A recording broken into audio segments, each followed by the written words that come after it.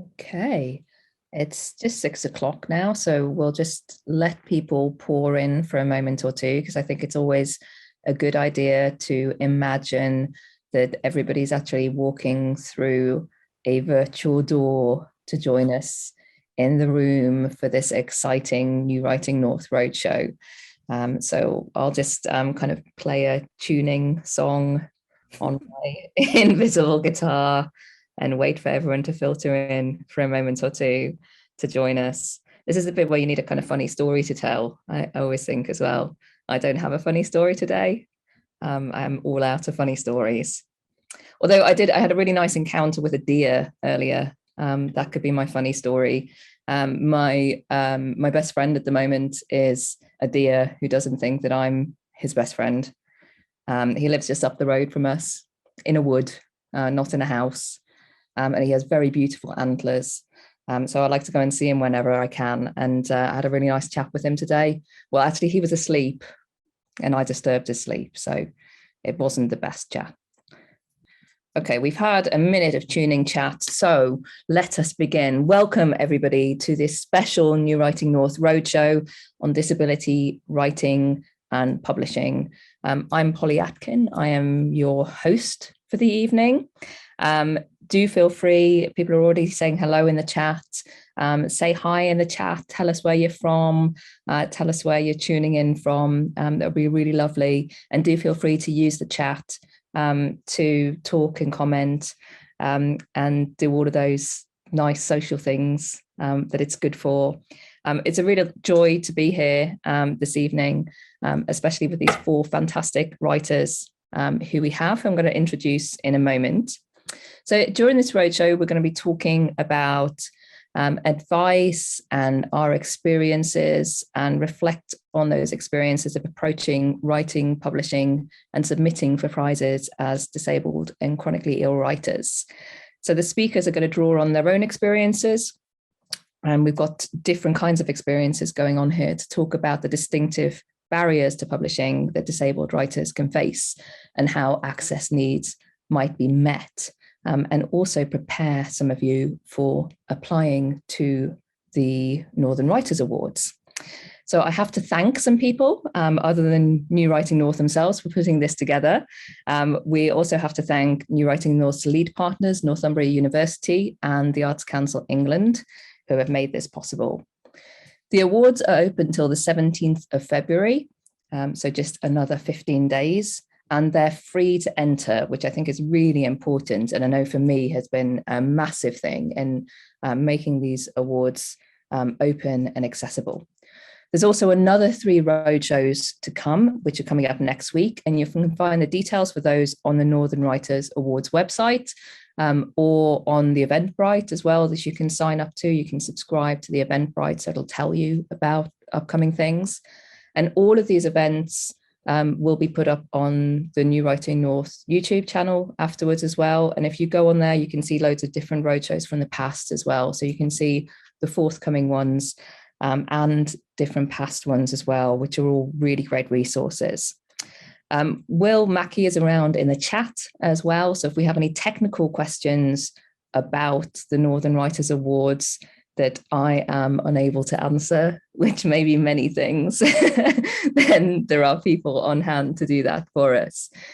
So you'll see at the bottom of your screen, there is the chat box, which some of you are using already. There's also a Q&A box as well. So if you have any questions that you want us to answer, pop them in the Q&A box, and I'll be keeping an eye on that as we go and ferrying those questions around as applicable. So hopefully that's all the housekeeping bits. So I'm going to introduce our 4 wonderful panelists. So we have Dr. Pragya Agarwal, who is a behavioral and data scientist and author of Sway, Unraveling Unconscious Bias, which came out with the Bloomsbury in 2020, which is a really fascinating book. I recommend that to everybody. As well as Wish We Knew What to Say, Talking with Children About Race from Little Brown 2020, and Motherhood on the Choices of Being a Woman from Canongate in 2021, which is another really fascinating book. She's also written a picture book, Standing Up to Racism for Children, from Hachette, and is the Professor of Social Inequities and Injustice at Loughborough University and founder of a research think tank, the 50% Project, looking at global inequities. She's a 2-time TEDx speaker and hosted a podcast, Outside the Boxes. Her writings also appeared in The Guardian, Independent, Scientific American, New Scientist, Literary Hub, Eon, Hinterland Magazine, amongst many others. Pragya lives in the Northwest with her family at the moment, although she is, as we were just discussing, in the middle of an exciting move. Her next book, Hysterical, is being published in September 2022 with Canongate. Thanks for joining us, Pragya. Thank you. And we also have Hannah Hodgson here, who is a poet living with life-limiting illness. Hannah's a hospice user. Her work has been published by BBC Arts, the Poetry Society, and Magma, amongst many others. She's a 2021 winner of the Poetry Business New Poets Prize and a 2020 Northern Writers Award for Poetry. She also received a prestigious Diana Legacy Award given in memory of Princess Diana in 2021. So she's probably got the fanciest award of any of us here. Only 20 are given worldwide every 2 years for humanitarian and social action work. Hannah's also published 2 pamphlets, Dear Body from Wayleave in 2018, and Where I'd Watch Plastic Trees Not Grow from Verve in 2021.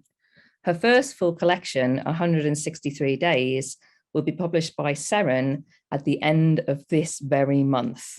So she's got a very busy year because she's got 2 further pamphlets coming out this year.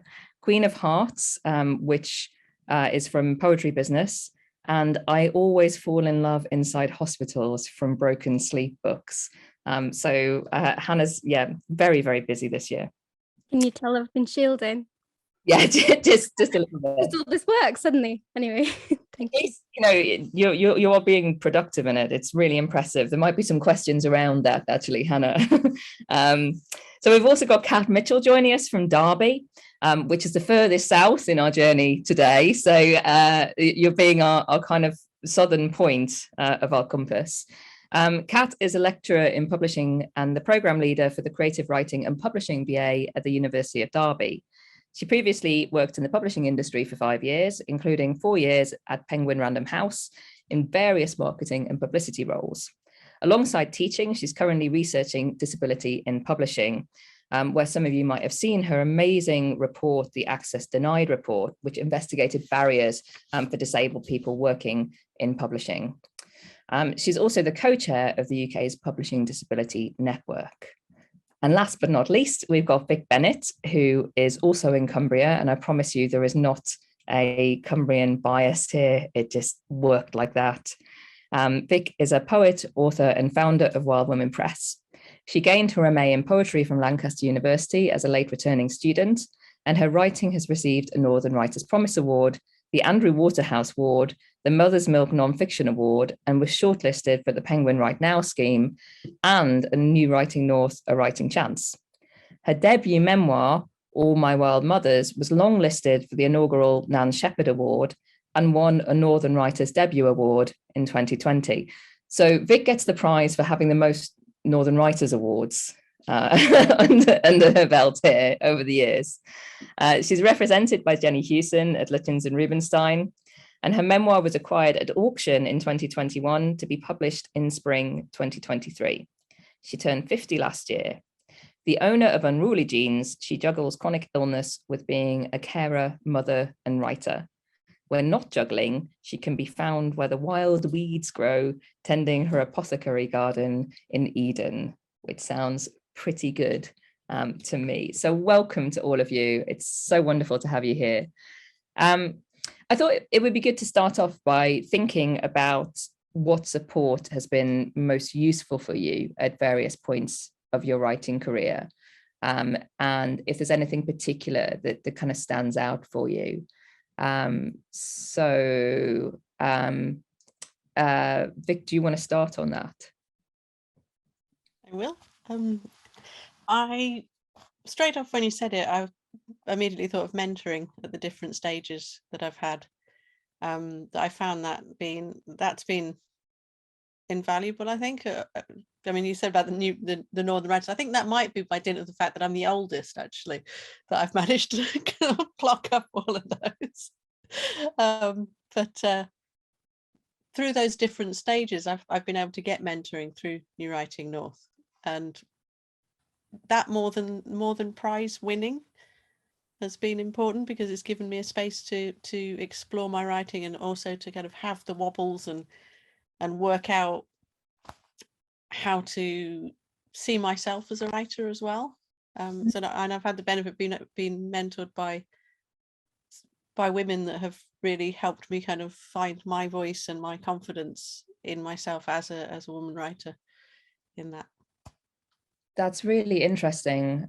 So that sense of support that passes over a period of time, rather than just kind of one thing that happens. Yeah, that's really useful. Pragya, what about you? Sorry. I was going to say, I think the first thing, I had to become comfortable with saying that I have certain limitations, and that wasn't an easy thing to say or do. To be vocal about it, to say that actually I need some support or I need some flexibility, because there was a tendency to just to not do that, to be grateful that I've been allowed in this space and I've got this book contract, and I have these deadlines. And in saying that, okay, maybe I need some more flexibility or I need some support, I felt like I was letting the site down in some ways at points. So I think just being able to talk about it, and that comes from other people talking about it, and other people being vocal about it and talking about disability and of different forms of hidden illnesses and chronic illnesses, and not just one form of disability, and thinking about more about what kind of support I need. And that has meant my agent, talking to my agent and saying, actually, how do I negotiate more flexibility in these deadlines? Or how do I say that I work odd hours because of these things? So I might send an email at 3 o'clock in the night. That doesn't mean that I'm expecting an email back immediately, but it's just I work odd hours because of the way my body works, and I sometimes don't work during the day. And also, I think Society of Authors grant was useful for me to be able to apply to that grant and be able to take time away on a retreat or a course, which has given me space away from intense childcare and intense working and writing, and just some respite from it, so that I could write or get away from that. So that has been useful. Yeah, I mean, that's been a really big thing for me, has been, I mean, I don't have caring responsibilities as well, and that's something we'll circle back round to. But Pragya and Vic, you both have caring responsibilities of your own, as well as your own bodies and your own needs and your own minds to think about too. And I think that's a really important intersection as well. But the Society of Authors, for those who are members, and if you already have a bit of a publishing record, they do fantastic grants, which can be really, really helpful as well, and are much easier to apply for and to approach than some of the other kinds of grants that are out there. So they're much easier to approach than an Arts Council award, I think. And that's a really important thing, to give you that space and give you time as well. Hannah, what about you? So I came to this at quite a unique angle. So I was in hospital for 6 months when I was in sixth form. My friends moved to the year above, and that kind of gave me this really strange amount of time and suddenly just loss of friends, really. I mean, they really tried, but I kind of had to find myself again. So anyone that knows me knows the person I'm going to say. I went to Dove Cottage Young Poets, run by Kinmore, and I didn't tell her at the start that I had this illness and that I was getting a lot worse. And yeah, we had some quite funny conversations, because I have a feed pump and people would be like, oh, is that some birds nesting really loudly? And I'd be like, oh, yes, it must be. And it's No, it's my food pump, but I'm not telling you that. So yeah, that's how I got into writing. And when I actually told Kim and started writing about it, Kim was like, you need to do this. It's quite important. You have an interesting look on life. So that's how I fell into it, really. If it weren't for Kim and that group, I wouldn't be doing what I'm doing, I don't think, to this extent.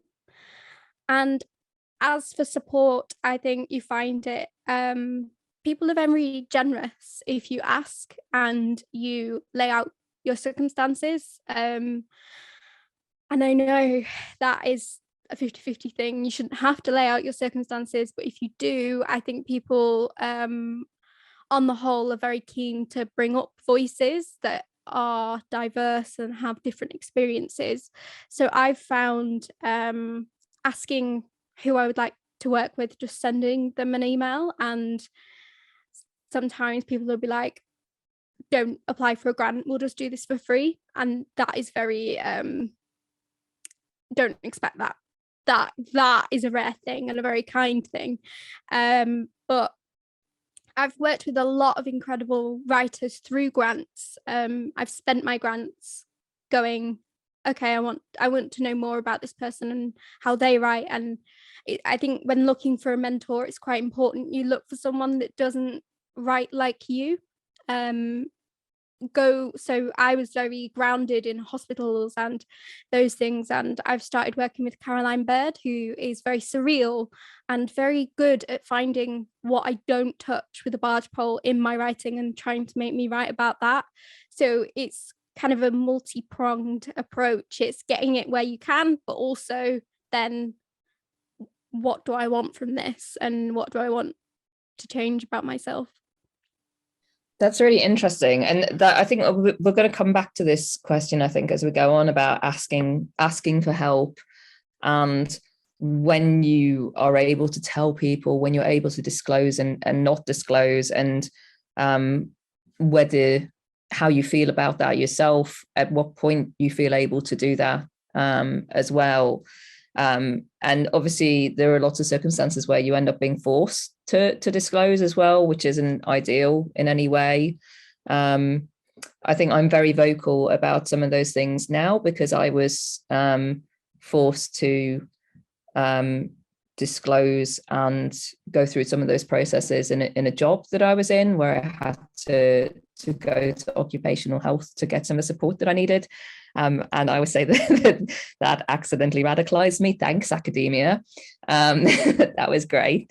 But it is really hard, and I still find it hard to ask for help. And I think it is a really difficult process, especially if your disabilities are hidden as well, because there can be a lot of imposter syndrome there as well. And if you do have if you're multiply marginalized as well, obviously it's harder too, because you feel like you're having to ask on so many different levels as well.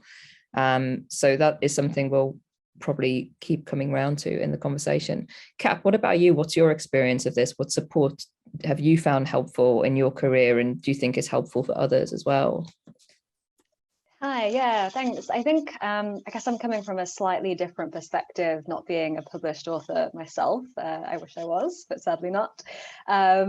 So I've obviously worked in the publishing industry and worked really closely with lots of authors directly, having been a book publicist. So I'm kind of basing all my answers today a little bit on my own career experiences as a disabled woman, but also kind of experiences of working with authors.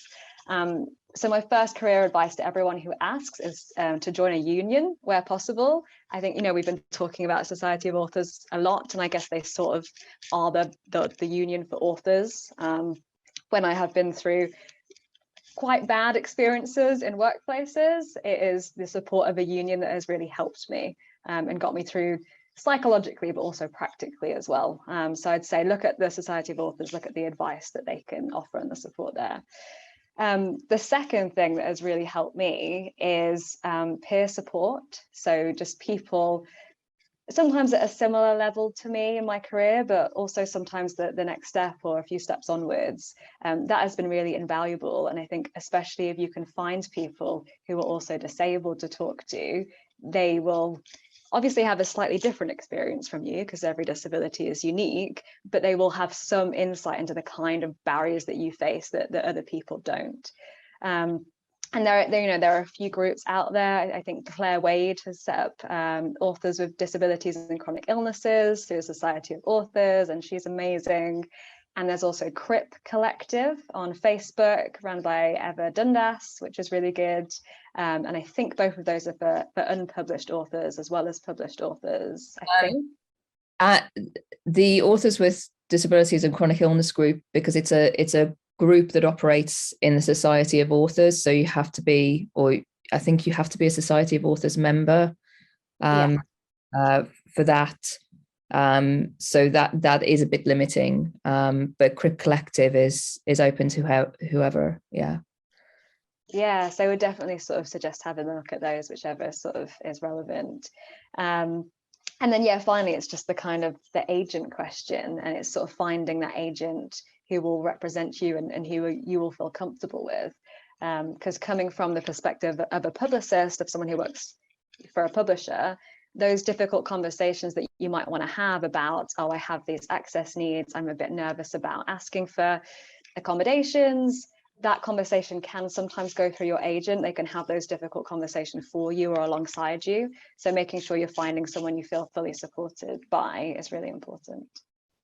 Kat's just got to the nub there of why I am looking for an agent. It's not because I think that I can get squillion-dollar book deals from it, but it's because I want an advocate for me. So one of the questions that we've been asked ahead of time from audience is about getting an agent, which is a question that we'll come back to a little bit later in this chat. But that's a really good point of why you want one, is to do that advocacy work for you, so you're not the frontline person always having to ask, because it's really difficult, and continually having to advocate for yourself, which obviously you have to do all the time in every aspect of your life if you have access needs, having to do that when in an industry where a lot of the time you're made to feel like you're meant to be very grateful for every tiny little opportunity you have, and then it feels like ingratitude when you have to ask for something else, is I think a really useful thing, so that you're not, the pressure doesn't always fall on you yourself. That's really important. And there's people in the chat I can see saying that they find it hard to disclose to people as well. And someone has very pertinently pointed out that because of the time it can take to get a diagnosis for different things as well, waiting for confirmation or proof that you need assistance can be really difficult. And I should be very clear as well, when we're talking about disability here, we're talking in the broadest possible sense, that we're not talking about having to have a diagnosis or only particular kinds of disability as well. Anything that you need extra help and which is a kind of long-term condition of whatever kind is included here. But I think it's really hard sometimes for people to recognize that their needs actually count as a disability, when so often we're told that they aren't, and that they don't. And that can be doubly difficult then when you need to ask for help. So maybe we should hear a little bit about some Northern Writers Award journeys.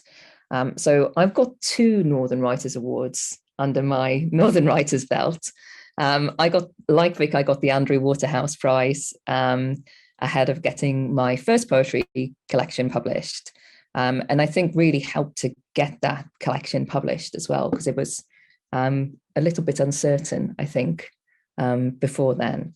And then just before my second one came out, I got a Northern Writers Award for poetry as well, which again, I think just helped confirm that I was on the right track with what I was doing with that work. I think it really helped boost that work.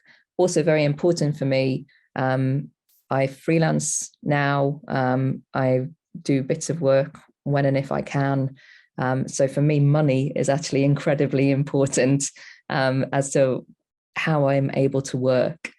So anything that can give me money to actually have time and energy to write rather than trying to do other things is really important when you have an energy limiting condition, particularly. So those two awards were both absolutely invaluable for me in getting that work there, and also just a massive boost and a support. So Vic, do you want to tell us about your long journey with the Northern Writers Awards? I feel like we'll sort of go back along as a family, I think, with it.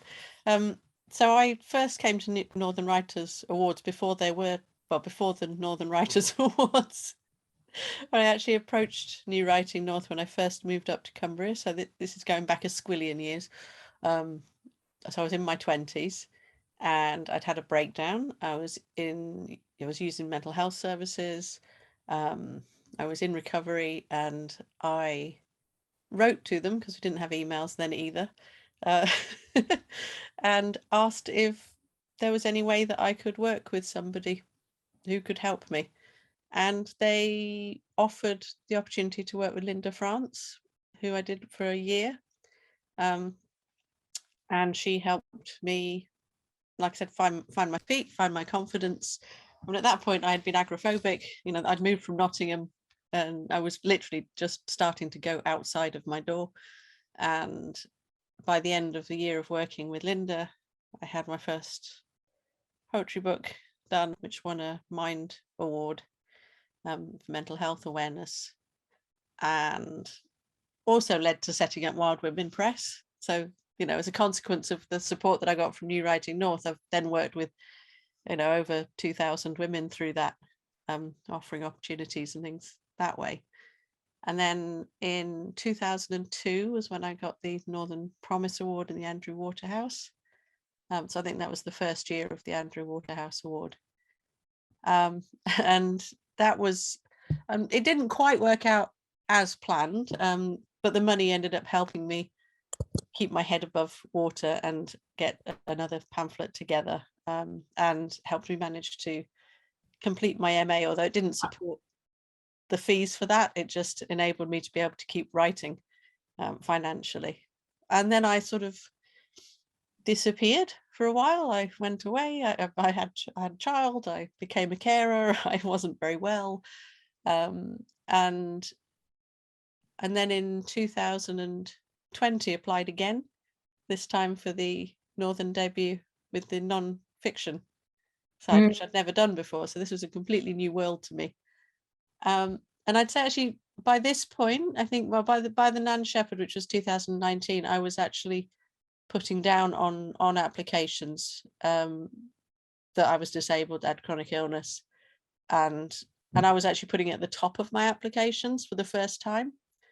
Whereas before, well, partly before, I was told I didn't have anything wrong with me for several decades anyway. So, but at that point, I was actually saying, no, this is the situation I'm in. And that winning the Northern Debut Award made a massive difference to me, because it gave me the mentoring. Bear in mind, this is, right in the middle of, well, right at the beginning of lockdown. So I got mentoring. I got an opportunity to meet agents that supported me, didn't take my work, but helped me, gave me loads of really good feedback and things, and just enabled me to take what I was doing very seriously, and gave me the financial support to do that as well. And I also got a Society of Authors Award to do it as well. So I'll put those two things together. So I debuted and then actually debuted again. Yeah, and that's completely kicked off this second writing life in non-fiction. My late debut.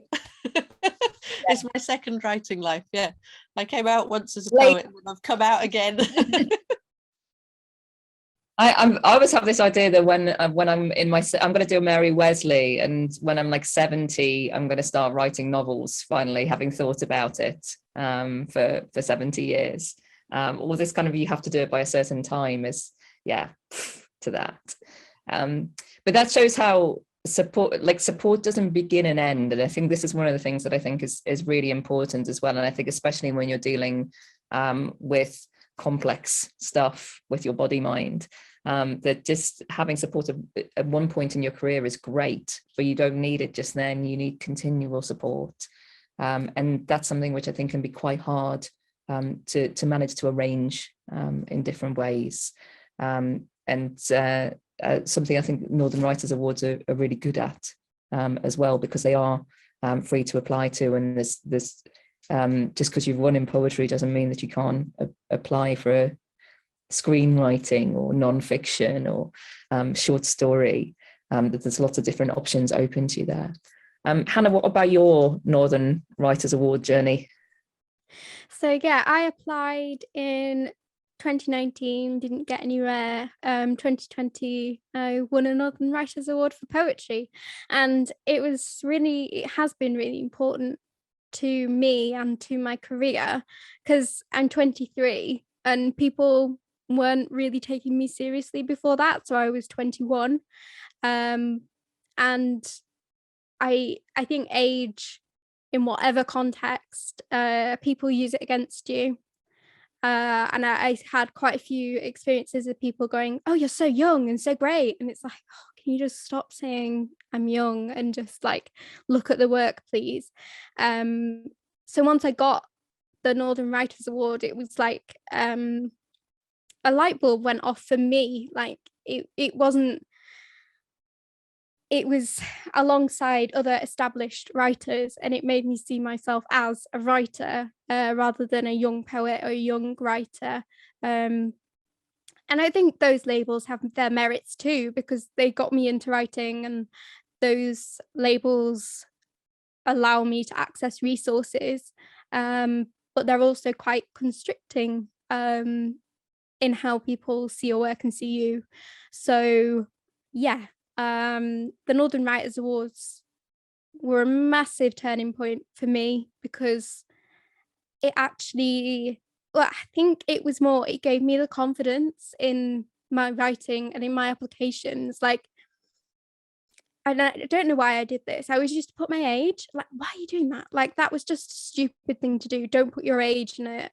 I think it's a school thing. I am Hannah and I am 21, and it's no, don't do that. And just cleaning up my letters to publishers that were kind of more, I always disclose, partially because I can't really hide it. Like when I first met Polly, I had tubes all over my face. It's like disclosure. I was in a wheelchair, still am. So that's always at the top of my bio list now, and actually meeting you, Polly, is the reason for that, because before that, even though I was in a wheelchair, I was like, I'm not disabled. What? No.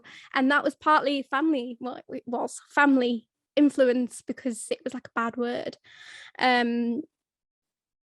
So yeah, Northern Writers Awards, and before that, in the disabled sense, Polly, you were massive. I remember having a conversation at the Wordsworth Trust with you, and just like my mind exploding, just being like, oh, disability, oh my God. Like, I don't know if I've ever told you that, but you were huge in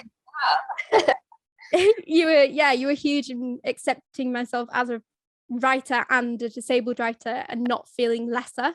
So thank you for that. Oh, thank you. That's yeah, my role in the world is to radicalize everyone else into going, yeah, it's okay. It's okay to be disabled. But actually, for me, a lot of where I found that from is from social media and from online communities. So Vic and Hannah, I know you in person. Vic, I think we've actually only met once in the flesh. But Hannah, obviously, I've known you for several years. But Pragya and Kat, I only know you online. It's quite exciting to see your faces moving today. And that's a massive support and lifeline, I think, for a lot of disabled people, especially for those who are otherwise isolated in different ways, not just during the pandemic, obviously, which has been isolating in very specific ways for a lot of us. But also if you are geographically isolated, or if you have other pressures on your time as well, which are keeping you from finding in-person community, having that kind of support network, which can be global and can be up at any times of the day or night with you when you're up as well, I think is really important. And for me, that's been a massive thing, actually, going forward. Kat and Pragya as well, I'd love to ask you about defining career points, and if there have been kind of moments a bit like the Northern Writers Awards have been for us, which just suddenly made you feel, yes, I can do this, or kind of enabled you along the way as well. Pragya, I don't know if you want to go first, if there's something that comes to mind. Yeah, I just wanted to say, so I had quite a strange journey into this kind of writing life, because I used to be an academic. So I did my PhD, and then I was an academic in UK universities and US universities. I was just doing that, and that was my goal and aim, and was rising up the ladder. But then eventually I started feeling quite ill, and it wasn't diagnosed very easily, or it was always like if I was imagining things, or academia is still a model, I think, where you this being always present 24-hour kind of model still exist, I think, in some places, although it's changing. But at that time, I'm talking about 2011, 2012, it was very much like that in the department that I was in. The productivity model is that if you can't handle the pressure, then you're not maybe fit for academia, kind of a thing. So you have to always be on, even at 2 o'clock in the morning, along with childcare and other responsibility, along with my health.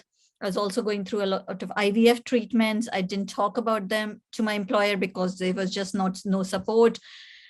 I think when I gave up full-time academia, I was bullied quite a lot, and it was a really bad experience. I lost a lot of confidence in myself, and it was really hard to come out of it, and then to say that actually my writing, my work, my ideas are worth something, because it was really difficult to do that.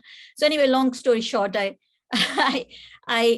kind of went freelance, and I started writing again and discovering my confidence again. And as you say, social media helped a lot about finding communities and finding people who you can talk to and look up to and say, actually, they are doing this, and so I can do it as well. And then I got the contract for Bloomsbury book, which came about through social media as well. They contacted me and asked me to write this book. And I never thought about it before that. And I didn't know how publishing worked. I didn't have an agent or anything like that. I signed the contract. I was delighted, ecstatic. I didn't read anything in the contract or anything.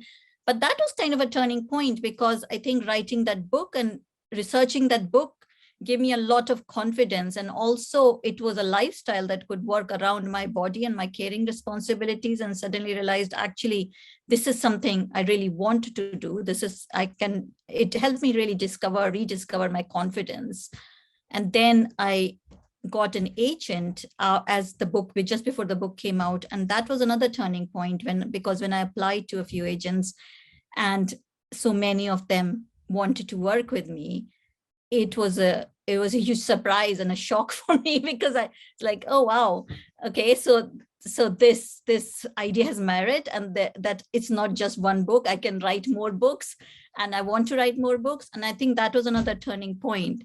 So and then signing a book contract. So every time something like this happens, I think it's just a validation of your work. And although we don't need these external validations, and I think this year I'm trying to be more intentional about my writing and saying, actually, my inner voice really matters. I'm not going to be driven by external reviews and external commendations and external awards and external validations, because as long as I feel like I'm a writer and I want to write, that is the most important thing. I should be driven by that. But I think those things matter a lot, especially when you're just starting off, or when you feel like you're not confident enough to say, I am a writer, because you need those things to say, people to say, actually, you are a writer, and you're okay to say you're a writer. So You do as well. And all of those things you've described are also doors opening as well, aren't they? Exactly. Like, you need someone to open those doors for you, to let you in the first place. That's so lovely. Hearing about that has kind of made me feel quite warm inside as well. Kath, what about you? Have there been defining moments for you? Yeah, it's quite a tricky question for me, because probably not. There's not been the kind of big moment. I've been quite lucky in my career in that I got my dream job at Penguin, and now I've sort of, when I wanted to move out of London, I've got another dream job working at university. But I do really relate to a lot of things that have been said about working in academia, and similarly working in publishing. They're both sort of careers that really stretch you and push you, and I found that quite challenging.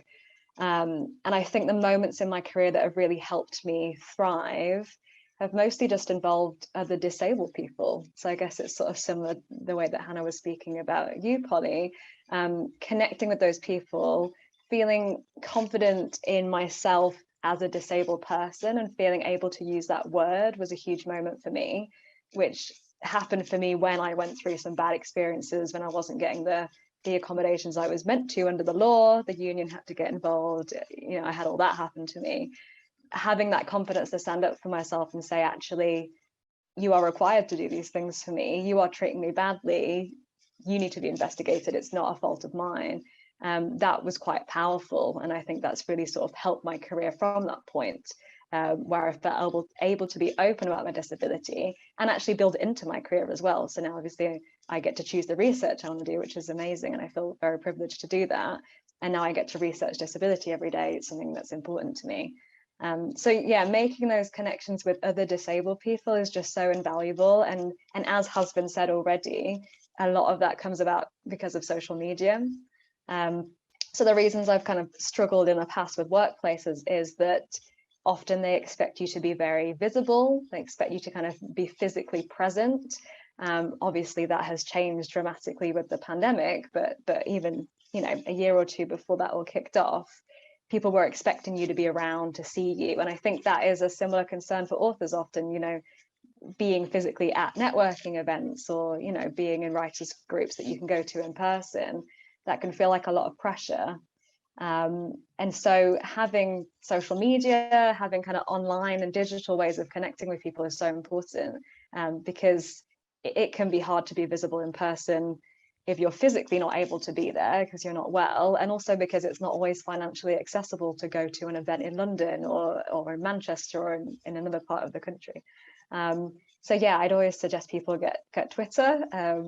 People do say it can be a toxic place, but actually I follow a lot of disabled people, a lot of writers, and I find it incredibly encouraging and positive. And I've met some probably lifelong best friends who are disabled off the back of it. So yeah, no big moments for me, but it's those little moments, I think, they're the ones that have really changed my life. Just the little connections and moments where people have sort of encouraged me to be myself and be vocal about what I need.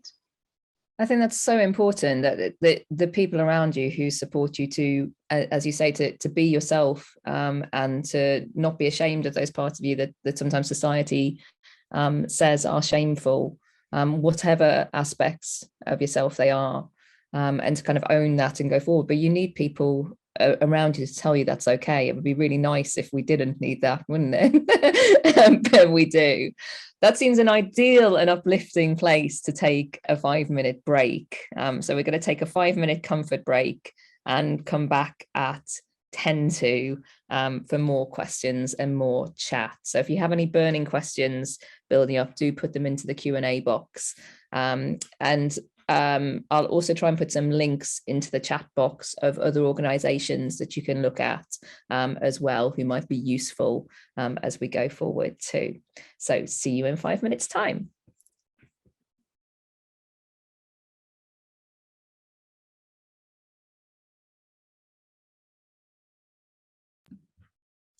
Okay, so we might start to re-enter the room. Feel like I was doing a yoga class then for a second. If you would just like to open your eyes and re-enter the space. Turn gently over onto your side. Love that. I haven't been to a yoga class for, well, for 2 years. I miss that bit. Nothing better than lying on the floor and pretending to be a corpse. It's my favorite bit of every yoga class. Maybe that's just me. It's very nice, especially if someone comes and presses you down a bit too. So thinking about all those different things that I've been missing about the outside world. This is why I shouldn't be allowed to talk. So we've got a few questions coming in. One of the questions that has arisen in several different ways is about how you go about getting an agent. So I know Hannah and I are both querying at the moment. I feel like I've been querying for half my life. It's actually only been about 3 years, but it's felt like a very long process, which I have various thoughts about, which I might share. But Pragya and Vic, you both have agents. Pragya, you've talked a little bit already about the process of how that happened for you. Do you want to talk a bit more about that and how that actually came about?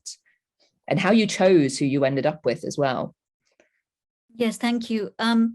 So when I was writing the first book, Sway, first non-academic book, I actually hadn't really thought far ahead. But by the time I was coming towards the end of it, I started thinking about more ideas. I had loads of ideas about what I really wanted to write about more. And then somebody said, actually, it was somebody at Bloomsbury said that if you want to write more books, you should really get an agent.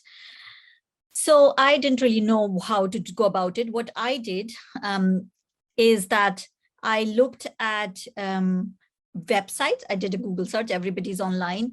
I looked at some authors who I could really admired, and I thought, okay, they're represented by this agent, so that's something along the lines of that. So I looked them up. I looked at all the agent descriptions and what they were looking for, who they were representing, what kind of books they were representing, because not everybody represents nonfiction or science writing. I was interested in somebody who could do both or had a broader premise, but represented nonfiction in particular, but also fiction in case, and you never know, when I'm 60 or 50, I want to write a novel.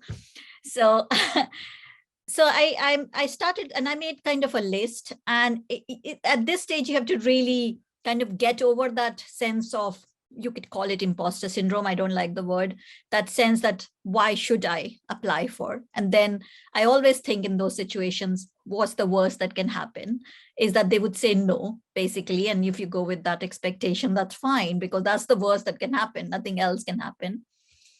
I emailed a few people saying that I am this is a book that's coming out. It's already got this thing and whatever, and this is my background and this is my idea. Would you be interested in knowing more? I didn't just send them a proposal. And I know that fiction, you have to write a whole thing, but nonfiction, you can write a proposal and a sample of your writing, and that it's often preempted on the basis of that nonfiction writing. I quickly got quite a few responses. I spoke to a few. There were some bad experiences along the way, like somebody said, I already have an Indian author on my books, or I had somebody who's already writing about motherhood, or things like that. So basically, there are always people who would put you in a box. And then there was interest, and that was really tricky because all of them were fantastic agents. At that stage, I think I started thinking about not just that I'm really grateful to these people who want to represent me, but also what I wanted an agent.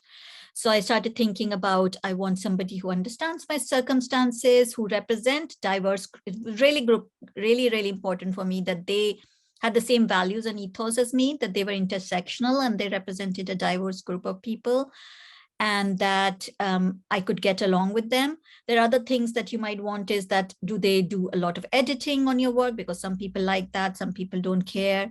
Are they, which publishers have they worked with before? Are they really communicative or not? Because some people, I had an agent interest who represents really, really big names, but they weren't, I could see that I'll be like one of those on the big list, and then I could get lost. And then might be that they don't communicate with me very often. And I think sometimes I get insecure if people don't reply to my emails. So I had to keep that in mind. You have to know yourself, I can't be the one who, if somebody doesn't reply to me for a month, I wouldn't know what was going on. So I think I made a list of like not things that I would like to have in an agent, kind of a checklist. And then I spoke to them. And everybody was really welcoming to speak about them. I also asked about why did they want to represent me, because that's really important. And I spoke to them. I asked these questions. I also asked about where did they see this proposal being submitted? Who would they submit to? I also asked what kind of advance did they anticipate it could get, because that was important to me to a certain extent. And I also wanted to see if they would like fight my corner or not, and how much they would do that, how much they believed in my work, I suppose. And yes, I was in a privileged position because I had to choose amongst those, but it was quite hard. And so there were, out of, I think, 10 I submitted, there were 5 people who wanted to represent. And then I spoke to my agent now. It just felt right. Just felt like everything clicked into place. I really liked the way we communicated. I really liked that he got my work immediately and what I wanted to do in the future. I think that's also important, that they don't see you as just like a one book or a one thing and they project, and they have a plan for you, and they could go with you in the future if you want to change or shift or be flexible, but also that you are there for the long haul, not just a one book. So that is quite useful. But ultimately, I think whoever you decide to go with and whoever you work with, there's always knowing that it's okay to change your agent as well. It's not like a relationship that cannot be broken at any time. And people do that. People do switch agents if things don't work out, or if your manuscript doesn't sell, or if they change plans, agents leave, agents are not communicative, they're not standing your corner. So I think those are the kind of things I looked at. And I wrote a little article for, I think there's a website, the artists and writers website, I think. On that, I did write about what to look for when you're querying. So that might be an interesting one to read. Yeah, and all of that's so useful, particularly the questions that you asked the agents, I think are so important. So like Vic had been shortlisted for the Right Now program. I was on the Right Now program in the second year. And we had Julia Kingsford come and talk to us, who is an agent, I believe a great agent, really good person. Like we all were adoring her by the end of the session. But one of the things she said was that choosing an agent is a bit like, it's a bit like choosing a spouse. So the person you're going to spend the most time with in some ways, so it's going to be most important to you other than your spouse. And for me, the experience of querying has been a bit like some kind of horrific dating. Yeah, it is. And it is very true, because at times, especially during lockdown, especially all the book submissions and proposal writing, because I got a 2-book contract in April 2020, soon after we started working together. Then I wrote another book, which we knew what to say, in October 2020. And so I think at points I was talking to Robert more than my own husband, and we were talking every day, and my husband actually was laughing at it, like, I think you talk more with Robert than you with me. So yes, it is very important. You're right. I also love that those questions then are kind of a bit like the questions you might ask a whole suit of suitors as well, aren't they? That, well, how are you going to treat me in the future? How do you keep the relationship going? What if this happened? What would you do then? And I found that really fascinating. Vic, you've been through this as well, haven't you? Do you want to talk to us a bit about that? Yeah, I did the sort of the sentence submitting and things, and looking back now, I can see the progression of the work that got better to the point where I actually then had agents replying. So I was submitting and getting the usual either no response or no thank you, yes, no thank you. Then I had I think through New Writing North, actually, I was able to meet a couple of agents, had a bit of interest come in and requests for it. And I had some really brilliant feedback from them, you know, they even with meetings and things. So they went through the manuscript, went through my ideas, you know, and gave me some really good pointers on how to improve it and how to improve the pitch, which I was really grateful for, because they didn't have to do that at all.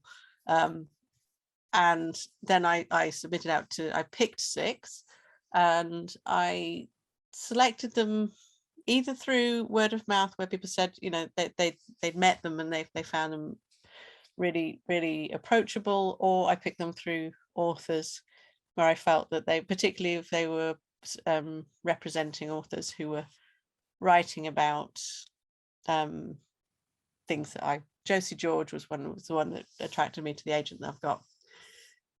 And I sent them out, and then I sent out to 6, and over the space of 48 hours, I got 6 responses back saying, yes, we'd like to you know, meet you and interested in representing, which just ended up with this bizarre thing where I kept running out, because it was all online, obviously, and I kept running out my room and saying to my husband, there's another one. And then I had having to do the question thing, and I hate making decisions, so it was kind of it was a blessing and also a complete nightmare for me. I kind of wrote down all these questions, and there were a lot of them. I had a lot of questions, and at the top of it, I think I put, how would they support me with my access needs and with my health needs, and also with being a carer, because it was really important that was understood. One agent withdrew they had actually made a formal offer to represent, and they withdrew their formal offer on the basis that I asked too many questions. So that was probably, I can't say anything more than that. but generally it was really, really positive, the response to the questions. And I sort of, in the end, I think in the end, I could have gone with any of the remaining 5 and felt really, really happy with it. They were all really strong, supportive women who had a really good list of women writers.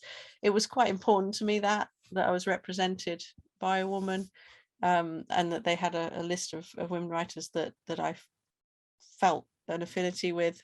So in the end, I kind of had to really, really make myself make that decision, because I wanted to pick all of them.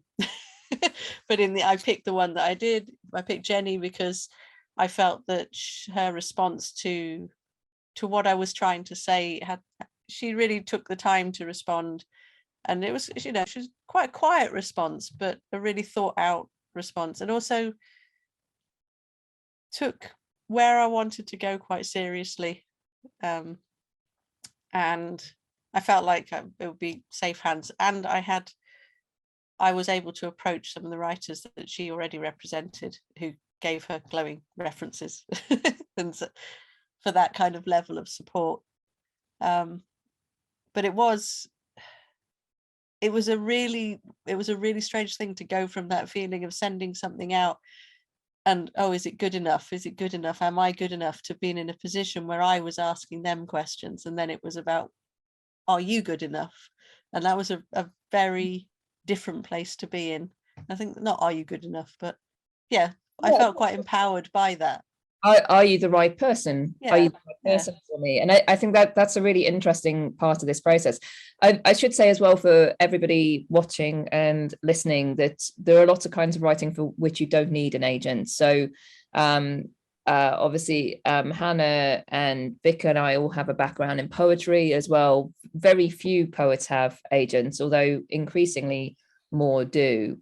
But because an agent operates by taking a cut of the money you earn, there isn't much money in poetry. So for most poets, it's not really an essential part. Also, you know, if you're working with smaller presses, you might not need an agent either. But there are some presses who won't see your work if it's not through an agent. So often an agent acts for you as an advocate and as an intermediary. And if you are writing fiction or commercial nonfiction in any way, that can be a really useful thing. I think where I've struggled a little bit with my querying is that I'm querying for a non-fiction project, which is a little bit weird in some ways.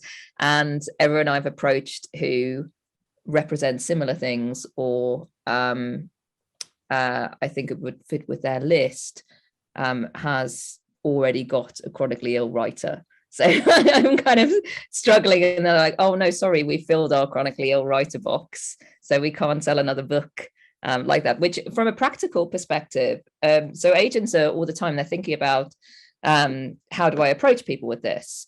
And I've spoken to friends about this who have had similar things where an agent has turned them down because they have another dystopic novel that they're trying to sell that year, or something, or another novel about a drowned world or something. You can't be selling two things which are too similar at the same time, because you're competing against yourself then.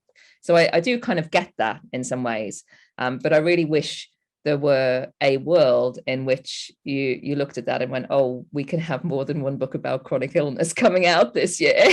Can I just add something, that one of the agencies that was offering representation that I found really positive experience was the Good Literary Agency. Oh yeah, they were lovely. Just so positive. Yeah, so and the Good Literary Agency were send me some really wonderful feedback, but they were one of the people who said to me, and unfortunately we can't offer you representation because we have a similar book that we're dealing with at the moment. But at least it was really nice, where I've had a lot of people who just haven't replied at all, which to me does feel increasingly like dating. I mean, I haven't dated for a long time, but it brings up a lot of, residual horror. Hannah, what's you've been querying as well. What's your experience been like so far? If you want to talk about it, don't feel you have to. Yeah, so I've been querying mainly because I've been doing some radio, and you need an agent for that because they just don't reply to your emails, so you need someone that's very persistent on your behalf.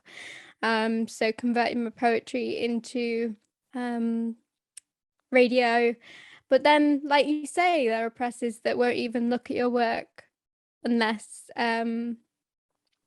there is an agent behind you.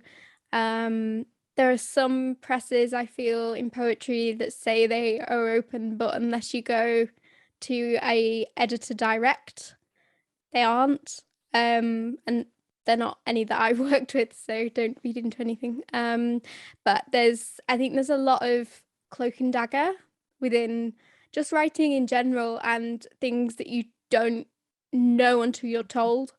So I think having an agent for me would be, that person to fight those battles, because it's tiring, and also to kind of, do the admin and just kind of an accumulation of all those things, kind of leveling up, I'm trying to not see a limit on myself. How about you, Polly? How are you? Yeah, I mean, but very similar, really. So I go through kind of phases where I'll go, right, I'm going to do some querying now, and try and be brave about it. But I have had a problem that, as Pragya was saying, like looking at agents' lists, thinking, well, who represents people that I like or I'd like to see myself amongst, and I'm very easily off. This is going to sound really awful. I'm very easily off put as well. If I see someone who I think is morally objective on an agent's list, I'm like, so I feel like sometimes I'm kind of with larger agencies, I'm kind of cutting off my own nose to spite my face as well. But then your morals, it's kind of, what do you give up on? Exactly. It's a really difficult kind of process. But I feel like for me, I'm not very good at advocating for myself. I'm much better at doing it for other people. And I just would like somebody in my corner to be particularly dealing with some of the financial stuff, which I find very difficult. I'm dyscalculic as well as everything else. So I find it baffling and horrifying in equal measure. So yeah, someone who could negotiate some of that for me, as well as dealing with being this intermediary that we've all been talking about. Kat, what's your kind of industry perspective on the role of agents and working with them? Yeah, I mean, I think having an agent is so important for all the reasons we've sort of been covering. And thinking about the sort of conversations I've had with authors in the past, I've always said that finding an agent is sort of like having a job interview, like you're interviewing them. Although I quite like the dating metaphor instead. I think that works quite well. And yeah, and sort of I think, as has been said, you know, trying to communicate with them in the way that you would in an ongoing sense. So if you were the sort of person who would like phone calls or who would like video chats or prefers emails, have an interaction with them in that way to get a sense of what their personality is like and how you would communicate with each other, because they are sort of like an emotional support to you a lot of the time. When you're feeling anxious about any element of the publishing process, they are the person you will go to, and they will make you feel better if they're a good agent. And then also, yeah, it's the practical stuff, isn't it? I think like contracts are terrifying. I teach them as part of the university course here, and they're just so complicated. And I think, you know, if you've never come across one before, you wouldn't have a clue what it means. You wouldn't know what a standard royalty rate is. You just wouldn't know what to ask for or what to negotiate on. So having an agent for all that stuff's really important, so that at those initial stages, but also further down the line as well. So obviously I was a publicist, so I often think about things from a publicity perspective. But I've known authors before who have said, you know, they were being published and the publisher sort of said, oh, well, we want to do some publicity around your work. Will you be interviewed about your health condition and talk about that so we can get some newspaper content and get your name out there? And they sort of went, oh, yeah, probably, that's fine. Mention it to their agent later, and the agent went, you know, are you actually comfortable with that? She went, well, no, not really. I don't really want my writing to just be all about that. I want to talk about my other interests. And so the agent went, okay, fine, phone the publisher, and just stopped it from happening, because they knew that they were kind of able to do that. They had that relationship. They felt like they had that kind of power, which I think sometimes as an author, especially if you're a debut author and you're new to it, you don't always feel like you don't always feel like you can say no to things, especially if they might help your career. So it's the advocacy stuff is really important, but it's just finding someone that you get on with. And I think once you have that communication with that person, you get an intuitive sense pretty quickly of whether they're right for you or not. Yeah, Pragya. Going to say, I was just going to say that's really important point about negotiating these things, because for instance, just as an example, I was asked to record the audiobook of my latest book, Motherhood, and the place I was sent to was like, it wasn't acceptable. It was a small cubicle. I was sitting on a high stool with my legs dangling, and for 4 days I would have had to do that. If it was just me, I would have thought, oh, okay, this is what it is. I have to do it. But then when I spoke to my agent, he said, no, this is not acceptable. This is not something you can do, especially because of your condition or what you can't do it like this for 4 days. You can't sit like this for 4 days. So I didn't have to say anything or do anything. And he just went and communicated and he negotiated and he put this forward and saying, actually, this is not acceptable. She needs a better conditions for working. And I think, especially when you have chronic illness or disability, it's very hard to negotiate those conditions, as others have said, like in a literary festival, I can't sit on a high stool. I need a comfortable chair to sit on. And those can seem really small things, and you can feel like I'm being fussy or too demanding. But I think it's also just having somebody saying, no, this is perfectly valid, and you should ask for it, and we should ask for it. And just having somebody in your corner who can say that, I think it's really so important. And also, you know, thinking about things like literature festivals and events, because obviously that's a large part of how writers make their money as well. Certainly for those of us with smaller presses who might not get much of an advance, one of the most important ways in which you earn your money is through doing events, and you need to be able to be comfortable during those. So a lot of disabled writers have I can't think of the right word now. Rider? Yes, like a disability rider And there's some really good examples online. I know Abby Palmer has written about this, and there are some examples online. I'll try and find them as well to share, which is just a kind of basic document saying what your access needs are, that you can send to anyone about events. And you can even keep that if you're comfortable doing this, you can keep this in a shared document, as you might do with your bio online, that then you can share with people. So that's all there and upfront. Obviously, again, that requires you to disclose your condition, or disclose even your needs, which can be really awkward for some people. And again, that's where having an intermediary, I think, can be really useful.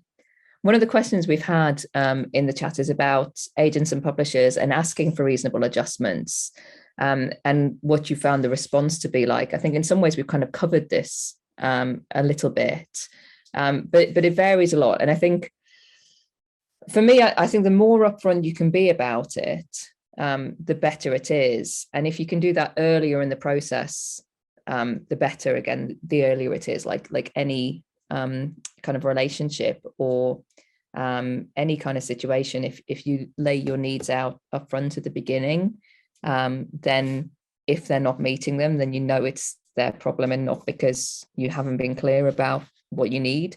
Because I know I'm sometimes not that clear, or I think obviously people will know.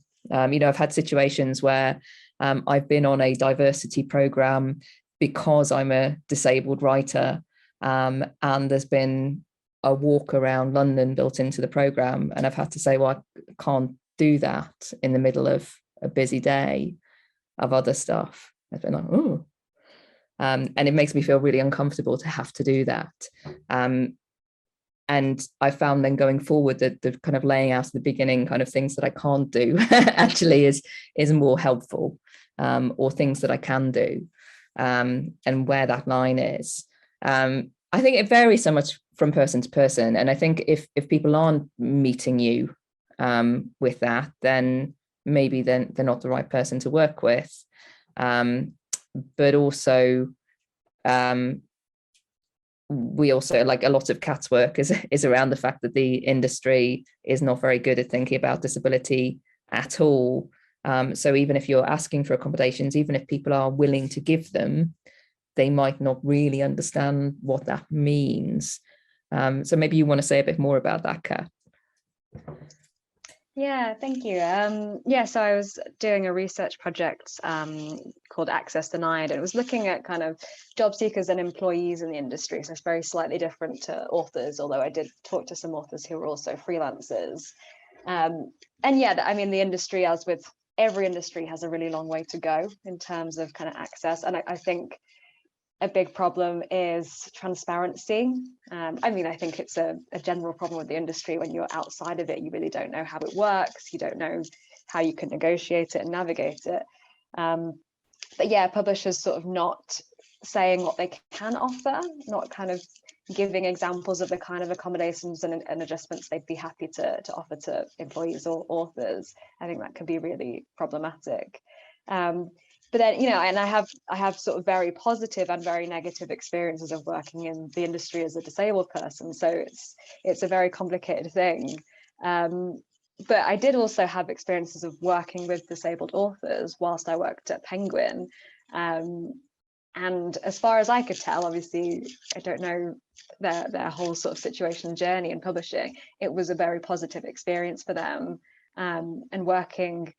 Certainly for a big publisher, I don't know what it's like sort of working at other places, but author care, looking after authors, is absolutely central. It's drilled into you as soon as you start working there. You have to look after your authors, whatever they need, you give them. They're so important to us. So authors who needed very short taxi journeys because they had mobility issues or sort of had mental health issues they were dealing with, so needed some downtime, or we had to space out their events, anything like that. In terms of the places I have worked, there was an openness to that and a kind of willingness to do that. And I think it's those kind of like setting your personal boundaries and being upfront about what you can and can't do. which is frustrating, isn't it? Because it puts the onus on the disabled person, and really the onus should be on the company. And I think that the industry needs to work on that. And finally, I guess the thing that does frustrate me is the sort of lack of awareness of how disabilities are fluid. And this came up a lot in the research I did. A lot of people were saying the same thing, where, you know, you would set those boundaries, you would say, oh, these are the sorts of things that help me. And then employers or publishers would be surprised when then you said, oh, actually, today I need something different. Or, you know, the thing I could do yesterday, I can't do today because I did it yesterday. So that's something I would say the industry really needs to work on. And I guess society in general, this sort of understanding of disability goes up and down. It's not, you know, you get an adjustment and that's the only adjustment you ever need. It's an ongoing thing. So yeah, hopefully, you know, I think a lot of work is going on at the moment to think about representation and accessibility needs. There's inclusion, so inclusion spelled with a K in the middle.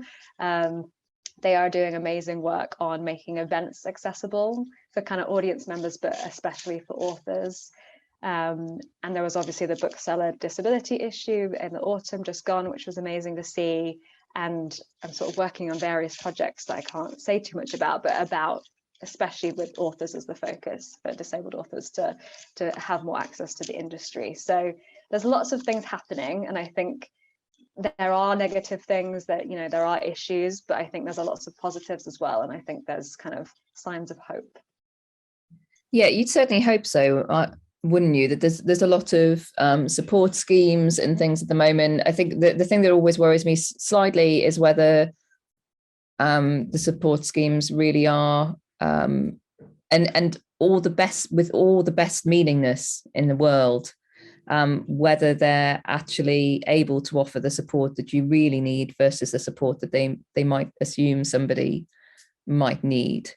And I think that's the way for all of the efforts to make publishing and the literary world more diverse, that often the kind of the will is there or the thought is there, but the follow through is not really there. So I'm kind of crossing all of my fingers and toes and hoping that a lot of this talk turns into positive action.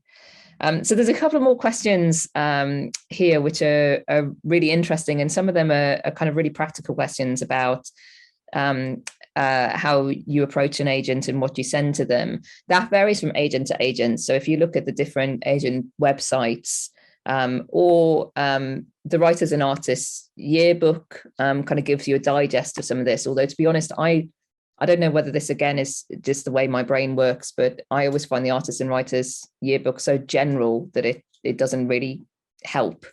I think it can be really useful in some ways. But if you find particular agents you're interested in, go on their website, they'll tell you what you need to send to them. And there's loads of really good guidance on that as well. So one of the things the Artists and Writers Yearbook is useful for is that they'll have sample letters of what a good letter might look like to send to an agent. But this is another thing as well that other writers can help you with, and like mentoring can help you with as well. So, talk to your peers, talk to the people you admire as well, and see who you can get to kind of pass on these little nuggets of advice like we've been getting here, which are just so useful. Jocelyn has asked how to establish a writing routine with unpredictable symptoms. And there were some other questions around this, like literally, how do you work? We've only got 5 minutes left, unfortunately. Somehow this time has gone by. I'd say for me, so maybe if we all go around and kind of say like the most useful bit of advice you think about how to work, for me, the most useful thing is just to work when you can and not to try and do it when you can't. Don't try and pretend that you're in a different kind of body mind to that which you are. Work with what you've got. Don't try and be someone else. Hannah, what about you? Very similar. Until I'm finding it, because my condition's degenerative, I'm finding it harder and harder to get out of bed. So I've just kind of put my foot down, and actually, as of today, if anyone's motion sick, please look away.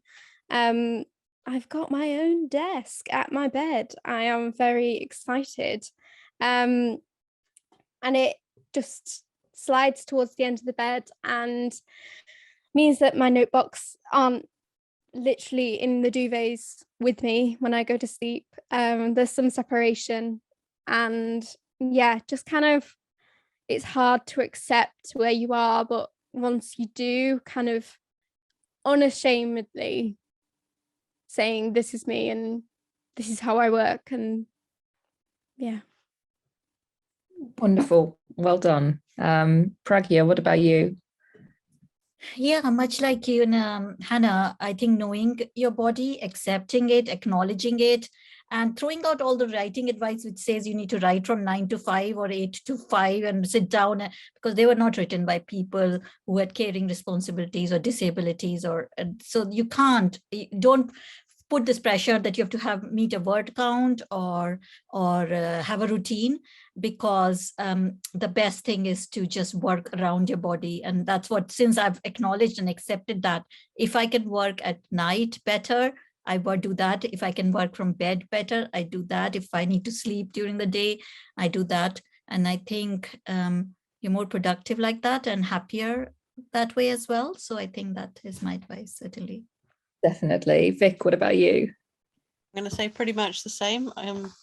Having my own body needs and also being a carer, multiple carer. I work whenever I can and whenever I feel it's the right thing to do. I heard somebody say that they decided one day they were going to change the way they work, and instead of telling themselves that they had to sit down and write, because that's so much, if you're a writer, you have to sit down and write. If you're a writer, you have to sit down and read. There's all this qualifying stuff.